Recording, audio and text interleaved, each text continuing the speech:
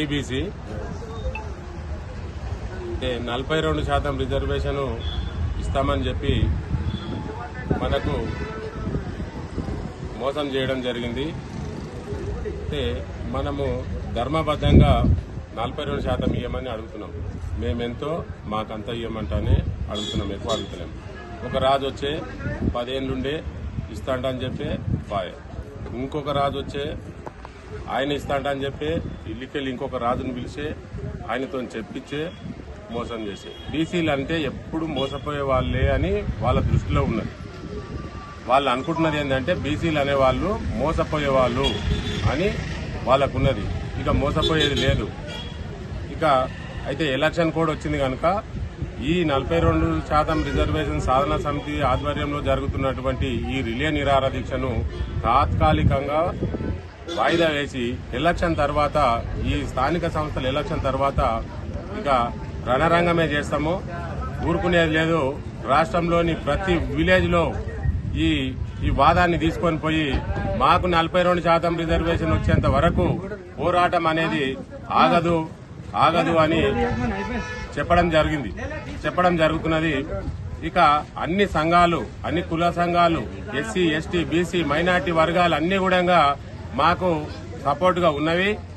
ఇక ముందు కూడా సపోర్ట్ గా ఉన్నాయంటని మేము అనుకుంటున్నాము. వాళ్ళు సపోర్ట్ చేస్తారు.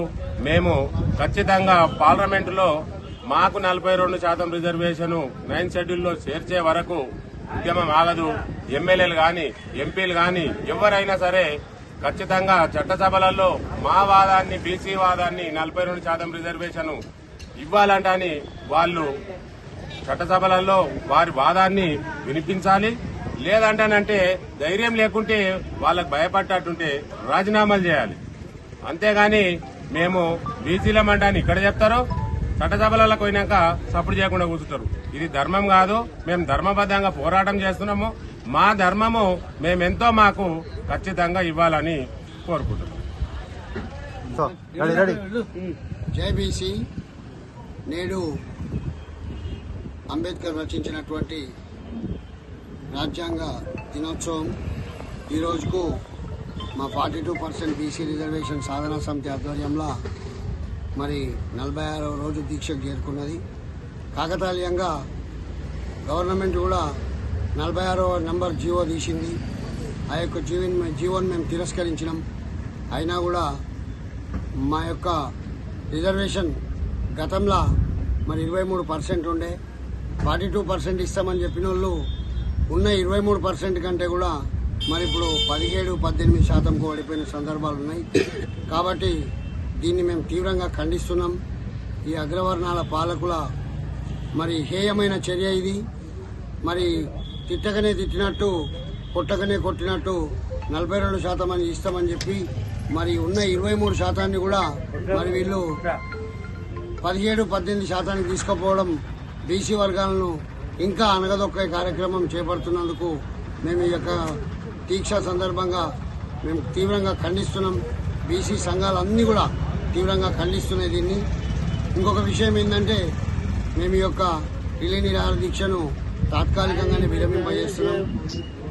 కోడ్ వచ్చింది కాబట్టి చట్టాన్ని గౌరవించి గతంలో మేము చేపట్టినటువంటి ఈ యొక్క దీక్ష కూడా శాంతియుతంగా చేపట్టాలని, ఎలాంటి విమర్శలు చేయకుండా, ఎవరిని కూడా పర్సనల్గా క్రిటిసైజ్ చేయకుండా మరి ఈ యొక్క దీక్షను చేపట్టడం జరిగింది.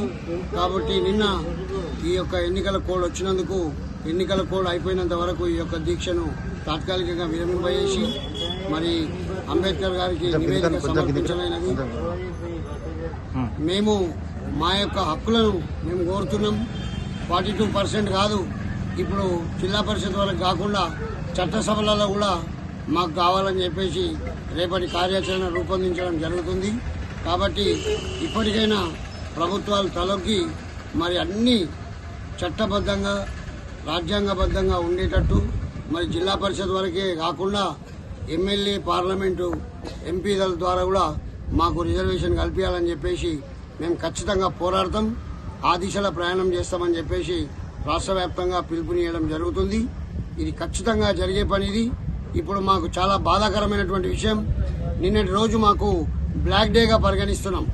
25th నవంబర్ డేను బ్లాక్ డేగా పరిగణిస్తున్నాం బీసీలందరం కూడా. ఎందుకంటే ఉన్న 23% కూడా ఖచ్చితంగా మనం 18-17కు పడిపోయినామంటే మనము ఎంతటి హీనమైన స్థితికి చేరుకుంటున్నామో అర్థం చేసుకోవాలి. కాబట్టి మేము భవిష్యత్తులో దీని కార్యాచరణ ఖచ్చితంగా పెద్ద ఎత్తున తీసుకొని ముందరికి పోతామని చెప్పేసి తెలియజేయడం జరుగుతుంది.